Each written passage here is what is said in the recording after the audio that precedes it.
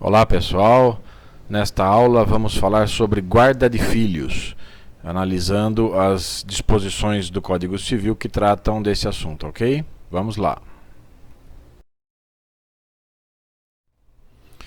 Algumas considerações prévias se fazem importantes, né? Já vimos em aulas anteriores que dentre os deveres de ambos os cônjuges está o de sustento, guarda e educação dos filhos. Também já vimos na aula anterior, lá no artigo 1579, que o divórcio não modifica os direitos e deveres dos pais em relação aos filhos. E também o novo casamento de qualquer dos pais, ou até mesmo de ambos, não pode importar ou gerar restrições aos direitos e deveres previstos na legislação. Então, o divórcio dos genitores não altera em absolutamente nada seus direitos em relação aos filhos, nem mesmo altera, claro, o vínculo de filiação. Né? O divórcio não elimina a obrigação de sustento dos filhos que incumbe aos pais. Né? Os filhos menores devem ficar sob a guarda do genitor que apresentar melhores condições de criá-los e educá-los. Né? Mas veremos nesta aula que hoje é possível, por exemplo, fixar o regime da guarda compartilhada. E até mesmo, se existirem motivos graves que possam impedir o exercício da guarda pelos pais, né, a guarda pode ser atribuída até mesmo a terceiros, né, desde que tenha, evidentemente, melhores condições. Também veremos isto nesta aula. Né. Também se assegura ao genitor que não tem a guarda do filho, né, o direito de visita.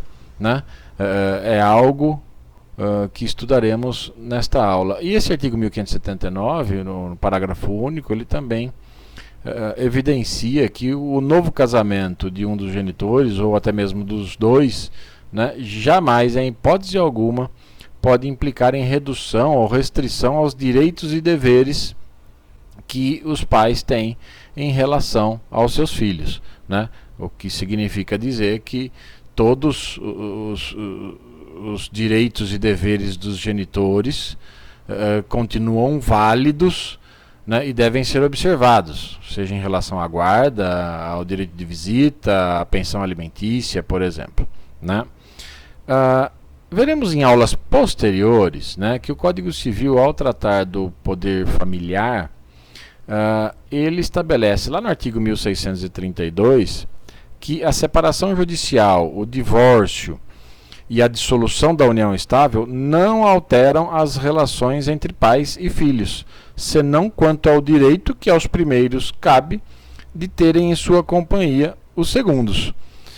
Ainda tratando do poder familiar, diz o artigo 1634 do Código Civil que compete a ambos os pais, qualquer que seja a situação conjugal, o pleno exercício do poder familiar, que consiste em, quanto aos filhos, e aí tem vários incisos, um deles diz exercer a guarda unilateral ou compartilhada nos termos do artigo 1584. Então, nós estudamos na aula anterior, né, a dissolução da sociedade e do vínculo conjugal, e as regras estão previstas lá nos artigos 1571 a 1582 do Código Civil. Um dos efeitos do divórcio, da separação judicial e até mesmo da dissolução da união estável, que é um assunto que trataremos em aulas posteriores, né? Então, um dos efeitos é justamente a manutenção dos direitos e deveres estabelecidos na sentença, né? Inerentes ou que dizem respeito às visitas, à permanência dos filhos menores sob a guarda de um ou até mesmo de ambos os genitores, né? Os deveres que dizem respeito ao sustento, né? Enfim, a dissolução da sociedade e do vínculo conjugal não altera, né, de modo algum, né, os direitos e deveres que os pais têm em relação aos filhos, né? Em outras palavras, né, a relação entre pais e filhos independe do status dos pais, né? Se são casados, se são separados, se são divorciados ou se nunca se casaram, se são solteiros, né? Os pais, né, qualquer que seja a situação jurídica em que se encontrem, devem assistência aos filhos menores e aos maiores incapazes, né? Não é à toa que logo depois do Código tratar da dissolução da sociedade e do vínculo conjugal, lá nos artigos 1571 a 1582, ele em seguida, no capítulo seguinte, né, traz regras para a proteção da pessoa dos filhos, né, que estão previstas nos artigos 1583 a 1590 do Código Civil. E é exatamente essas disposições que serão objeto de análise, de estudo nesta aula. Tá ok? Analisemos então as disposições do Código Civil acerca da proteção da pessoa dos filhos. Inicialmente, penso ser importante dizer que a guarda ela não deve ser entendida apenas como o poder de ter o menor em sua companhia, de conservar o menor sob sua vigilância, né? Mas até e principalmente, né, o poder dever de orientar o menor no seu dia a dia, né, prestando-lhe toda a assistência de que necessita, né, e sem que isso exonere a responsabilidade do outro genitor, certo? Diz o artigo 1583 que a guarda será unilateral ou compartilhada, né? A guarda, a princípio, gente, ela pertence a guarda dos filhos, né? Pertence a ambos os genitores, né? Ela apenas se individualiza, né, quando ocorre a separação dos pais, seja uma separação de fato, seja uma separação de direito, né? Então, a princípio, é importante dizer que cabe aos pais, na verdade, dispor e acordar, né, sobre a guarda dos filhos, né? A forma de convivência, o convívio familiar, a educação, etc., né? Agora, nem sempre isso é possível de ser alcançado consensualmente, né? Harmoniosamente, né? Principalmente quando os pais que se separam acabam usando os seus filhos menores como armas de negociação, né? Como escudo, como justificativas para as suas divergências, né? Mas eu penso que a intervenção do juiz ela deve somente suprir com suas decisões, né? O juiz deve suprir com suas decisões quando falta bom senso aos pais, né? Aí sim. E de qualquer maneira, né, o melhor interesse dos menores é que deve sempre prevalecer, né? O parágrafo 1º diferencia a guarda unilateral da guarda compartilhada. Então ele diz lá que compreende-se por guarda unilateral a atribuída a um só dos genitores ou a alguém que o substitua. E por guarda compartilhada, a responsabilização conjunta e o exercício de direitos e deveres do pai e da mãe que não vivam sob o mesmo teto, concernentes ao poder familiar dos filhos comuns. Então, justamente por conta da necessidade de se preservar, né, de se dar atenção ao melhor interesse dos menores, né, vocês observarão aí nos parágrafos seguintes, os tribunais devem propor e atribuir a guarda compartilhada. A guarda compartilhada também é chamada de guarda conjunta, né?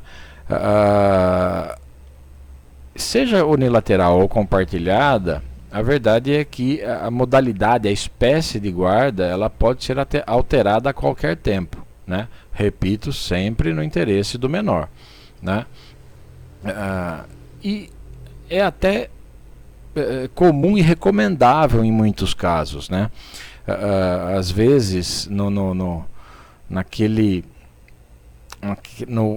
auge da discussão, né, quando do rompimento da convivência conjugal, né, da dissolução da sociedade ou do vínculo conjugal, no momento da separação ou do divórcio, né, esse momento não parece ser o melhor, por exemplo, para a guarda compartilhada, né, ou para um compartilhamento mais amplo, né? Agora, passa algum tempo, né, os ânimos se acalmam, né, a guarda compartilhada pode surgir aí como uma solução até natural, né? Compartilhar deveres e obrigações por parte de pais separados em relação aos filhos, né, significa manter, né, significa, acho que principalmente isso, né, manter os vínculos afetivos, né, com maior presença dos dois, dos genitores, né, na vida dos menores, né.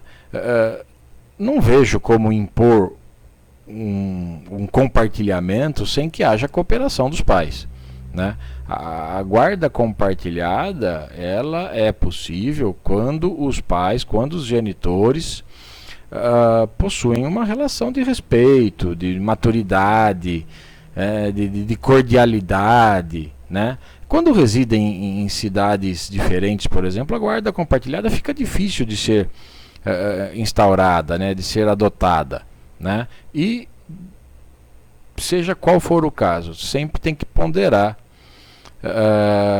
e analisar qual é o interesse do filho, né?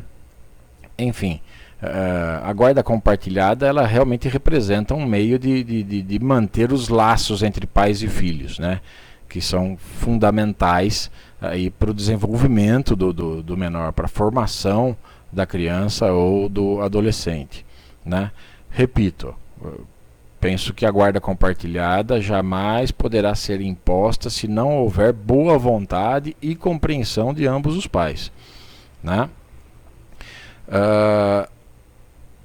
Observem que o parágrafo 1º, ele faz menção, né, quando fala da guarda unilateral atribuída a um só dos genitores ou a alguém que o substitua, ele remete para o artigo 1584, parágrafo 5º, né? Esse artigo 1584, parágrafo 5º, diz que se o juiz verificar que o filho não deve permanecer sob a guarda do pai ou da mãe, deferirá a guarda à pessoa que revele compatibilidade com a natureza da medida, considerados de preferência o grau de parentesco e as relações de afinidade e afetividade. Então, observem como é possível que a guarda não fique com nenhum dos pais, nenhum dos genitores, né? O que esse parágrafo está permitindo, né, está apresentando é a hipótese da guarda poder ser deferida a terceiro, né? E com o objetivo de possibilitar uma vida melhor para o menor, né, para a criança, né? E isso somente em casos excepcionais é que vai acontecer, né? O que deve ser observado aí para que isso aconteça, né? Relações de parentesco, relações de afetividade, de afinidade, né? Enfim, pode ser que não seja conveniente a permanência dos filhos com nenhum dos genitores, né? E nesse caso o juiz então vai deferir a guarda a uma pessoa idônea da família de qualquer um dos genitores, né, que tenha capacidade, que demonstre capacidade realmente para dar uma vida melhor para o menor, né? A guarda compartilhada, acho que é importante a gente ressaltar isso. A guarda compartilhada, ela não se confunde com a guarda compartilhada, também chamada de guarda conjunta, tá? Ela não se confunde com a guarda alternada, né? A guarda alternada, ela geralmente é fixada mais no interesse dos pais do que dos filhos, né? E ela deve ser, sempre que possível, evitada, na verdade, né? Porque a guarda alternada é aquela em que o tempo de permanência dos filhos com os pais é dividido, né? 15 dias com o pai, depois 15 dias com a mãe, um mês com o pai, um mês com a mãe, né? Dividido em nas residências, né? Nas respectivas residências. A guarda alternada nada mais é do que isso, né? Essa modalidade de guarda alternada, que nem tem previsão no Código Civil, né? Ela gera maiores problemas, né? Ela gera mais problemas do que soluções, né? Ela está fadada ao insucesso, né? Mas voltando ao parágrafo 1º, observem que esse dispositivo legal define a guarda unilateral e a guarda compartilhada, né? Mencionando essas duas formas, né? Unilateral ou compartilhada. Eu penso que elas não são absolutamente distintas, né? Não dá para dizer que elas são estanques, separadas, uma não se confunde com a outra. Eu não penso dessa maneira. A guarda compartilhada, ela até pode ser mais ou menos ampla, dependendo do caso concreto, né? E a guarda unilateral, do modo como está definida aí no parágrafo 1º, né, ela também pode abrir possibilidades para o compartilhamento, né? Por exemplo, um direito de visita mais amplo pode caracterizar uma forma de convivência, né? A guarda unilateral, quando ela é radical, extremada, né, ela afasta o filho do cuidado de um dos genitores, né? É isso que ela acaba gerando, é isso que ela faz acontecer, né? De qualquer maneira, o fato de alguém estar com a guarda unilateral não libera o outro genitor, né, dos deveres básicos da paternidade, e ele deve sempre continuar atento aí aos interesses dos filhos, como está dito lá no parágrafo 5º, que comentaremos novamente daqui a pouco, né? O parágrafo 2º desse artigo 1583, ele diz que na guarda compartilhada, o tempo de convívio com os filhos deve ser dividido de forma equilibrada com a mãe e com o pai, sempre tendo em vista as condições fáticas e os interesses dos filhos, né? Então, esse tempo de convívio com os filhos, ele deve ser dividido sempre de forma equilibrada com os pais, né?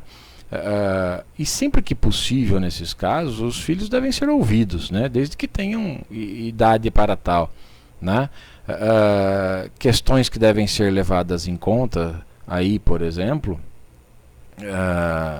a proximidade da escola, né? A proximidade dos avós, o meio social dos filhos, né? Isso sempre deve ser levado em conta, né?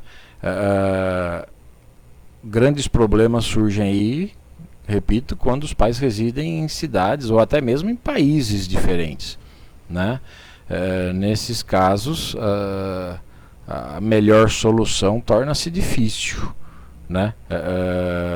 Principalmente quando não há uma boa vontade do casal, né?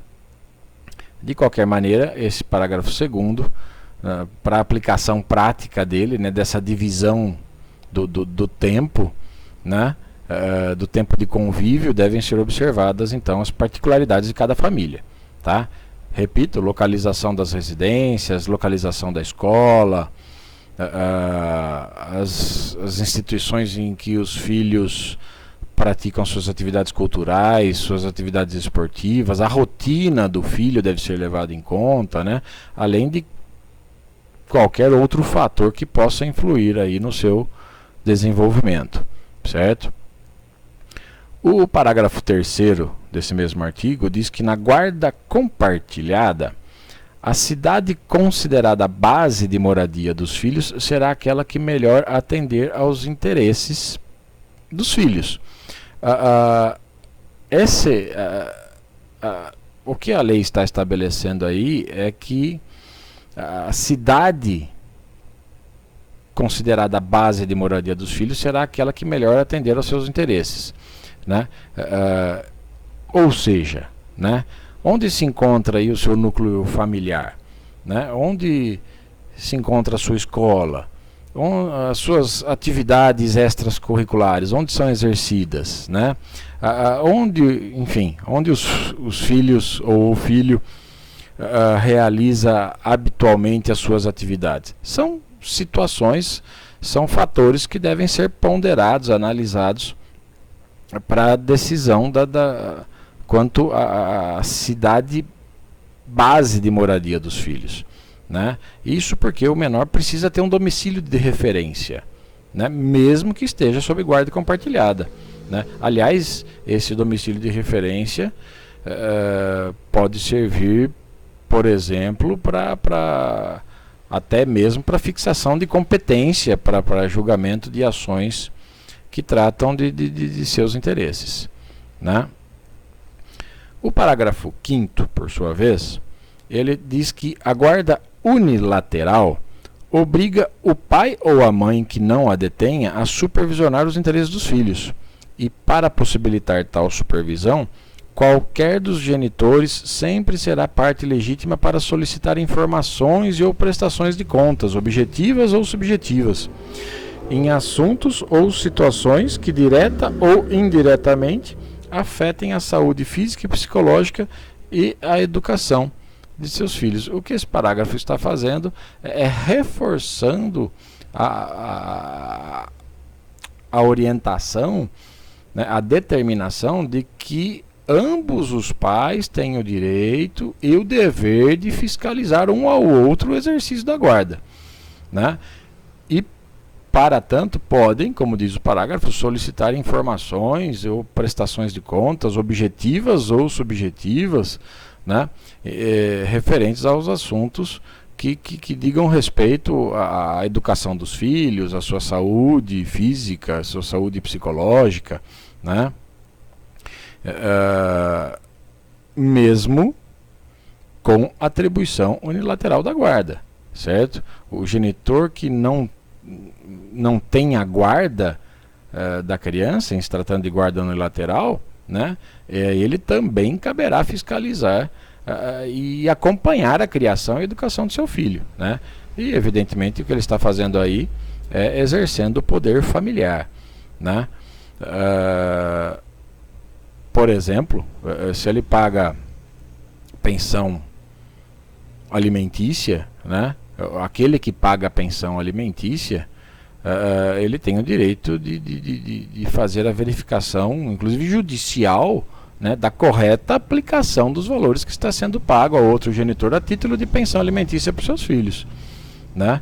É inegável esse direito dele de cobrar a real aplicação dos alimentos que ele vem pagando ao seu filho, né?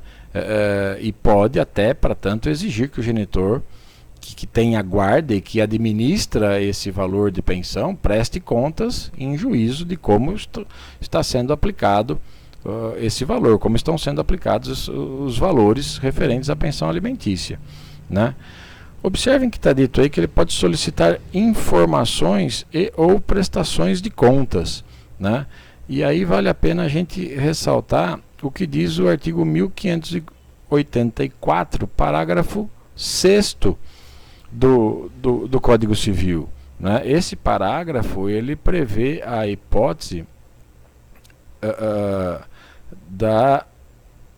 que ele estabelece, né, que tanto na guarda compartilhada como na guarda unilateral, né, os genitores possuem o direito de acompanhar e fiscalizar a educação e saúde de seus filhos, né?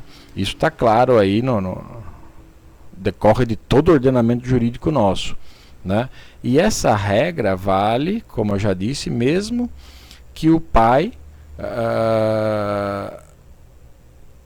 ou a mãe, né, que esteja requerendo a informação, não detenha a guarda do filho, né? Então, se um casal se divorciou e um deles ficou com a guarda exclusiva do filho, né, o outro que não detém a guarda, ele pode ter, por exemplo, acesso a exames médicos realizados pelo filho, né? Ele pode pleitear, solicitar informações junto a um hospital, junto a um médico, né? Ele pode ter acesso às notas, por exemplo, do seu filho na escola e demais atividades de seu filho, né? Se a escola, por exemplo, negar acesso a essas informações, né, sob a alegação de que somente o outro genitor pode obter essas informações, porque é o outro genitor que tem a guarda, esse estabelecimento escolar, esse estabelecimento de ensino pode ser multado, como está previsto aí no artigo 1584, parágrafo 6º do Código Civil, tá? O artigo 1584 do Código Civil traz regras mais de natureza procedimental do que de direito material, né? Diz esse dispositivo que a guarda unilateral ou compartilhada poderá ser requerida por consenso, né, ou decretada pelo juiz, né? Então, o que o inciso 1 está fazendo é permitindo que o pedido de guarda compartilhada ou unilateral seja formulado por consenso, tanto pelo pai quanto pela mãe, pelos genitores, né? Ou por qualquer deles, né, em ação de separação, de divórcio, de dissolução de união estável, ou até mesmo medida cautelar, né? Evidente que em qualquer das hipóteses, o que deve sempre prevalecer é o interesse dos filhos menores ou incapazes, né? Então, mesmo sendo por consenso, o juiz deve analisar o acordo celebrado para ver se realmente se estão resguardados, né, os direitos dos filhos, né? E o inciso 2 diz que quando não houver consenso dos genitores, né, então aí a guarda compartilhada ou a unilateral ela pode ser decretada pelo juiz, né? E o que ele deve fazer aí é levar em conta as necessidades específicas dos filhos, né? Desde a disponibilidade dos genitores também, né? E para que tudo isso? Para dividir o tempo de convívio entre os pais, né? Então ele deve considerar as necessidades específicas do filho, né, e também a disponibilidade dos pais, né, para essa divisão do tempo de convívio. É claro que eles podem, não há dúvida, analisando esse 1584, que os pais podem requerer a forma mais adequada de guarda, né, e em qualquer modalidade aí de separação, né, de divórcio, separação de fato ou de direito, até mesmo em medida cautelar. O que seria mais conveniente é que os pais chegassem ao juiz na fase judicial, lá na audiência de conciliação, né, com conhecimento prévio e com uma ideia já formada sobre esse tema, sobre a situação, sobre a questão da guarda, né? Principalmente porque nem sempre o juiz ele vai ter condições de prestar um aconselhamento adequado, né, como está previsto no parágrafo 1º desse mesmo artigo, né, que estabelece que na audiência de conciliação o juiz informará ao pai e à mãe o significado da guarda compartilhada, a sua importância, a similitude de deveres e direitos atribuídos aos genitores e as sanções pelo descumprimento de suas cláusulas, né? Cabe ao juiz, segundo esse parágrafo 1º, né, demonstrar aos genitores a importância da guarda compartilhada, né? Até porque ele precisa ressaltar que pai e mãe aí, né, que os pais têm que manter um diálogo saudável em benefício dos filhos, né? O juiz tem que alertar os genitores também sobre as responsabilidades deles, né, com relação a tudo aquilo que ficar decidido, acordado, convencionado sobre a vida dos filhos, né? O ideal é que tudo isso fosse feito por consenso, né? Mas observem que o parágrafo 1º ele pede, ele impõe ao juiz, né, que informe aos pais a importância e o significado da guarda compartilhada, né? Então o código ele está dando uma clara preferência aí para a guarda compartilhada, né? E tanto é assim que o parágrafo 2º diz que quando não houver acordo entre a mãe e o pai quanto à guarda do filho, encontrando-se ambos os genitores aptos a exercer o poder familiar, será aplicada a guarda compartilhada, salvo se um dos genitores declarar ao magistrado que não deseja a guarda do menor. Então, sempre que não houver acordo entre os pais sobre a guarda dos filhos menores, né, deve ser aplicada a guarda compartilhada. É isso que está dizendo o parágrafo 2º, né? Eu tenho muitas ressalvas em relação a isso, né? Quando as partes não chegam a um consenso, né, a guarda compartilhada ela somente será possível com a boa vontade de ambos os pais, né? Eu penso que ela não pode ser imposta a um casal que está se debatendo, né, em brigas, em discussões, em agressões, em desrespeitos, né?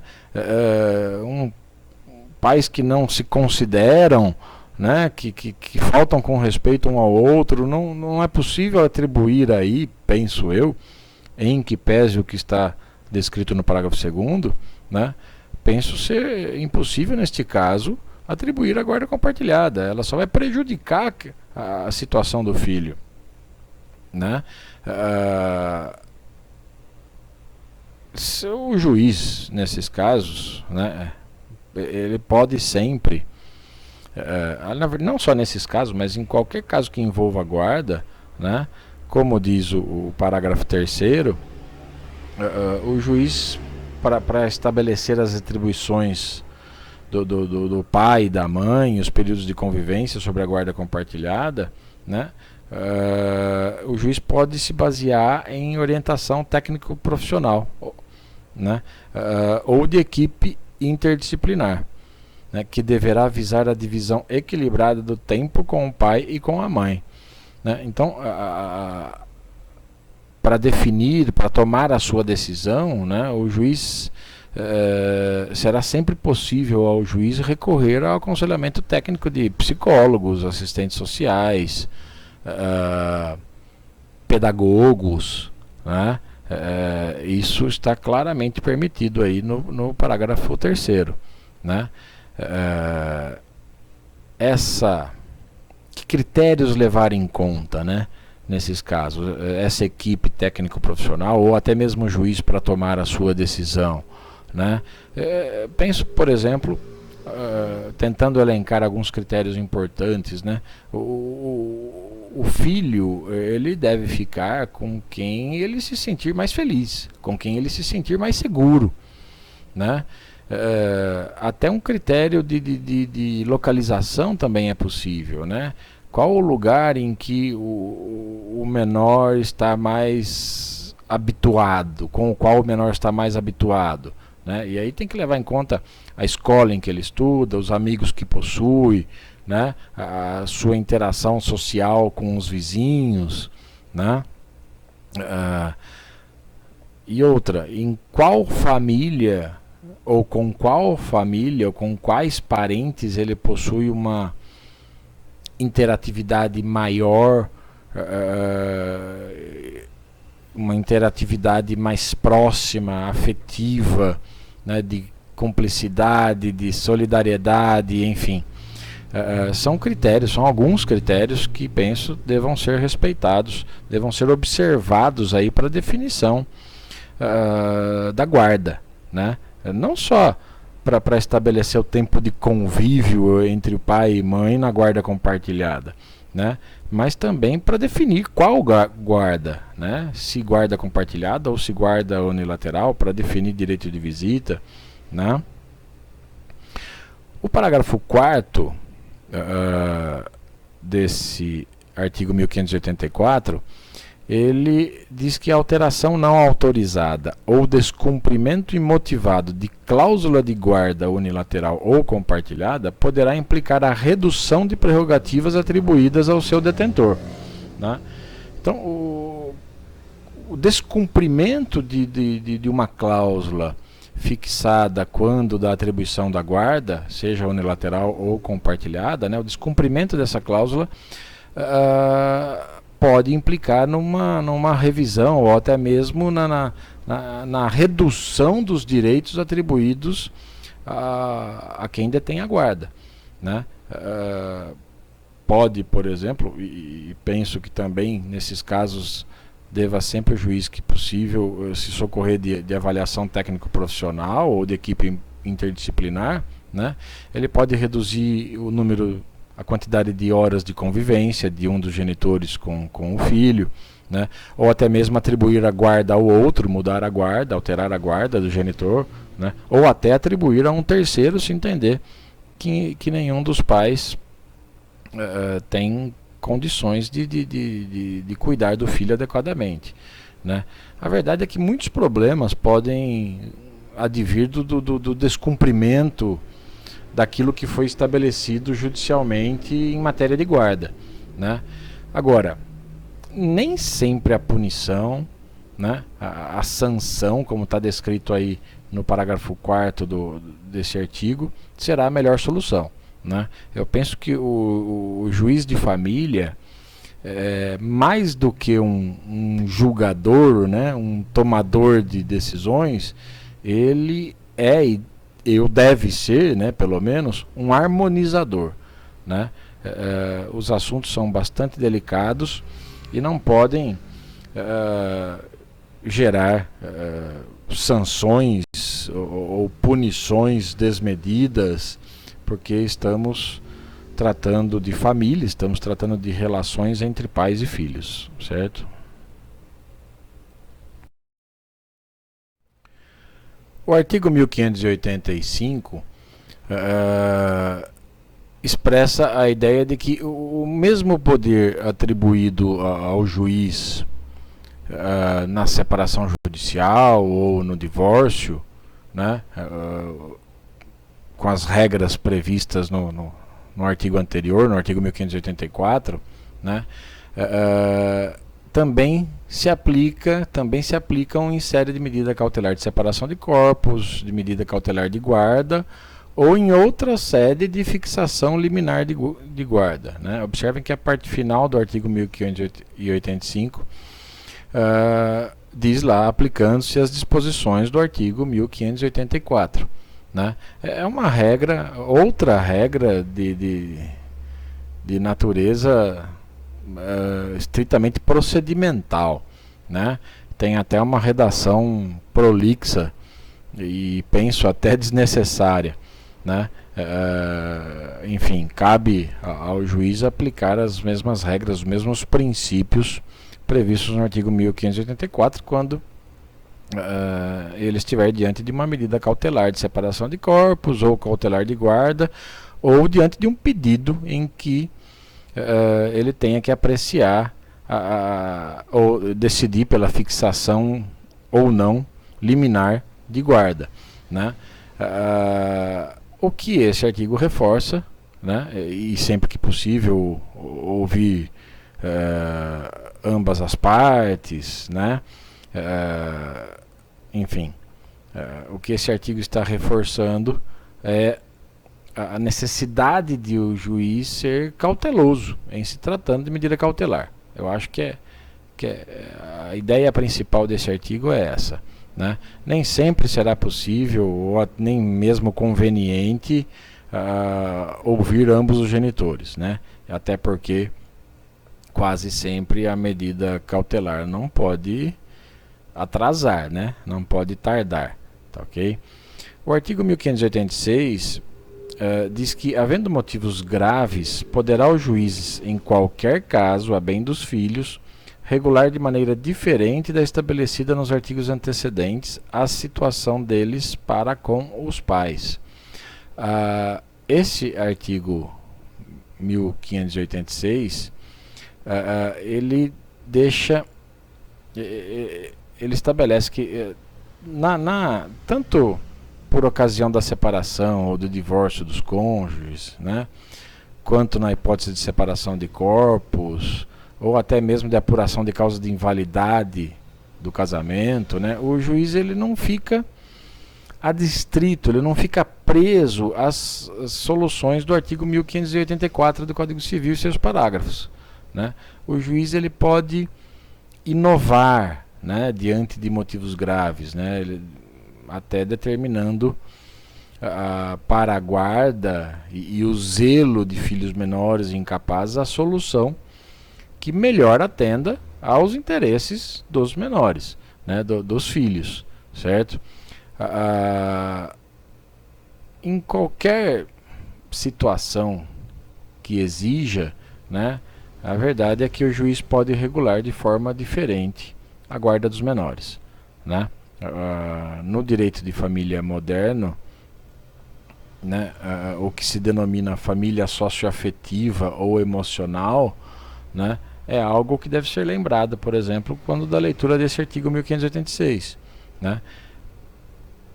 O juiz tem que pensar que em definir a guarda, né, para quem dá amor ao menor, independentemente dos vínculos biológicos, né? E o que decidirá isso é o caso concreto, né? É o caso concreto que vai dar a solução para isso. O artigo 1587 diz que nos casos de invalidade do casamento, como mencionamos agora, né, havendo filhos comuns, observar-se-á o disposto nos artigos 1584 e 1586. Então, da mesma forma que nas hipóteses de solução do casamento ou divórcio do casal, também no caso de invalidade do casamento, estamos falando aí tanto de casamento nulo ou anulável, né, a guarda dos filhos, a criação deles, né, deve obedecer às regras dispostas nesse capítulo do Código Civil, nos artigos 1584 e 1586 que acabamos de ver, né? Em outras palavras, dá para dizer que isso significa que, como já dissemos, sempre deverá se considerar no tocante à guarda dos filhos, em qualquer hipótese, né, os interesses dos menores, certo? É isso que essa lição que a gente tira do artigo 1587, né? O artigo 1588 ele estabelece que o pai ou a mãe que contrair novas núpcias não perde o direito de ter consigo os filhos, que só lhe poderão ser retirados por mandado judicial, provado que não são tratados convenientemente. O fato de o genitor que contém a guarda, né, do filho se casar novamente ou passar a viver em união estável, esse fato por si só, né, não autoriza que lhe seja retirada a guarda dos filhos, né? A alteração da guarda ela só será admitida se ficar cabalmente demonstrado, comprovado que os filhos não estão sendo tratados da maneira adequada, né? E que a manutenção dessa guarda, por exemplo, pode prejudicar o desenvolvimento, a educação, a criação dos filhos, né? É evidente aí que a alteração da guarda nesses casos, se caracterizadas essas hipóteses, ela se impõe principalmente com o objetivo de preservar o bem-estar físico e moral da criança, né? O artigo 1589, por sua vez, diz que o pai ou a mãe em cuja guarda não estejam os filhos poderá visitá-los e tê-los em sua companhia. Poderá visitá-los e tê-los em sua companhia. Segundo o que acordar com o outro cônjuge, ou for fixado pelo juiz, bem como fiscalizar sua manutenção e educação. Esse artigo está estabelecendo o chamado direito de visita, né? Os pais que não estão com a guarda dos filhos menores, eles têm o direito de exercê-lo, né? De exercer esse direito de visita, né? Bem como de fiscalizar sua manutenção e sua educação, né? A visita dos filhos menores, ela pode ser decidida de comum acordo pelos genitores, né? Nos autos da separação judicial, numa ação de divórcio, né? Numa ação de guarda, né? Ou numa dissolução até de união estável, né? E depois homologado pelo juiz. A visita, aliás, também pode ser fixada pelo juiz quando os pais não chegarem a um acordo, né, sobre os dias e horários em que devem ser realizadas as visitas, né? E é claro, esse direito de visita deve ser exercido de modo que não prejudique o bem-estar dos filhos, né? O interesse maior é sempre dos filhos, né? Que não prejudique o bem-estar deles, nem a rotina escolar, por exemplo, né? O genitor, então, que não tem a guarda dos filhos, né, a ele é reconhecido esse direito de visita, né, além de poder fiscalizar a educação e a manutenção de seus filhos, né, que estão sob a guarda exclusiva unilateral do outro genitor, né. Algo importante para ressaltar aí é que a decisão sobre a guarda e o regime de visitas, essa decisão não faz coisa julgada, né? Ela pode ser alterada a qualquer tempo, né? Sempre, é claro, visando o interesse do menor, tá? O parágrafo único do 1589 diz que o direito de visita estende-se a qualquer dos avós, a critério do juiz, observados os interesses da criança ou do adolescente.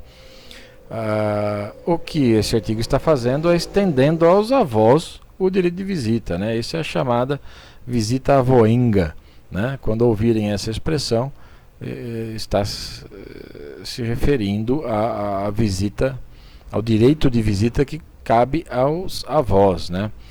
Os tribunais já vinham, sempre defenderam, né? Sempre garantiram, na verdade, a possibilidade de manutenção do vínculo familiar entre avós e netos, né? Sempre, repito, priorizando o melhor interesse da criança, do adolescente, né? E às vezes até mesmo concedendo a guarda do menor, né, para um avô, para uma avó, né, além da regulamentação da visita em outros casos, né? Esses laços de afetividade, né, não só dos avós, viu, mas de outras pessoas, eles devem sempre ser levados em conta pelo magistrado, né? Ele pode até, embora o artigo não diga isso, mas o juiz pode conceder o direito de visitas até mesmo a outros parentes, tios, por exemplo, né, que se encontrem aí afetivamente, emocionalmente ligados ao menor, tá? De qualquer maneira, não é porque um dos pais não tem a guarda do filho que deve deixar de exercer a orientação e fiscalização que são próprias do poder familiar, né? E o direito de visita é algo que é um direito inarredável daquele genitor que não tem o filho em sua companhia, que não tem a guarda do menor, né? O artigo 1590, finalmente, diz que as disposições relativas à guarda e prestação de alimentos aos filhos menores estendem-se aos maiores incapazes, né? O dever de sustento dos pais em relação aos filhos não está restrito aos menores, né? A maioridade cessa o dever de sustento, mas continua a obrigação decorrente do parentesco, né? Onde se deve observar o binômio necessidade e possibilidade, que vocês estudarão na aula sobre os alimentos, né? A guarda é um instituto de proteção dos menores incapazes, né? E o instituto de proteção dos maiores incapazes, o nome que se dá é curatela, né? São situações distintas, né? Mas enfim, o fato é, como não poderia deixar de ser até, né? Tudo que se aplica à guarda e à prestação de alimentos aos filhos menores aplica-se também aos maiores incapazes, claro, enquanto durar a incapacidade. É isso, pessoal. Esta foi a aula em que conversamos sobre a guarda de filhos, comentando brevemente as disposições do Código Civil contidas no capítulo que trata da proteção da pessoa dos filhos, ok? Grande abraço em todos e todas.